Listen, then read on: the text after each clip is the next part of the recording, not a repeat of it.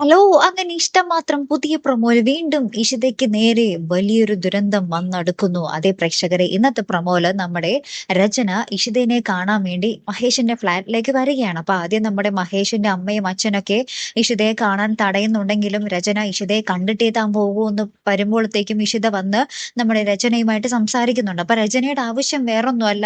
ചിപ്പിമോളെ തനിക്ക് വേണം. താനാണ് ചിപ്പിമോളെ പ്രസവിച്ചത്. താനാണ് ചിപ്പിമോളുടെ അമ്മ എന്നുള്ളൊരു വാഗ്വാദവുമായിട്ടാണ് രചന അവിടെ എത്തിയത്. അപ്പൊ നമ്മുടെ ഇഷിത പറയുന്നുണ്ട്, "ഒരിക്കലും നടക്കില്ല രചനെ. ചിപ്പിമോൾ എന്റേത് മാത്രമാണ്. അവൾ ഒരിക്കലും നിന്റെ അരികിലേക്ക് വരത്തില്ല. അവളെ ഞാൻ എന്നേക്കുമായിട്ട് നോക്കും. അവളുടെ അമ്മ ഞാൻ മാത്രമാണ്" എന്നും പറഞ്ഞ് നമ്മുടെ ഇഷിതയും വാദിക്കുന്നുണ്ട്. ലാസ്റ്റ് നമ്മുടെ രചന, "ഞാൻ ചിപ്പിമോളെയും കൊണ്ടേ പോകുള്ളൂടി. നീ നോക്കിക്കോ.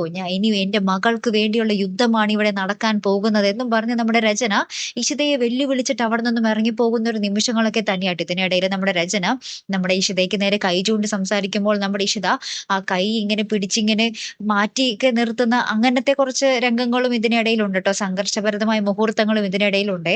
ലാസ്റ്റ് നമ്മുടെ രചന പറഞ്ഞു പോയ വാക്കുകളും കാണിച്ചു കൂട്ടിയ പ്രവൃത്തികളൊക്കെ കണ്ട് നമ്മുടെ ഇഷിത ഭയങ്കരമായിട്ട് ടെൻഷൻ കൂടിയിട്ട് ഇങ്ങനെ തലകറങ്ങി വീഴുന്ന ഒരു നിമിഷങ്ങളാട്ടോ ഏറ്റവും ഒടുവിൽ നമുക്ക് കാണുവാൻ സാധിക്കുന്നതേ.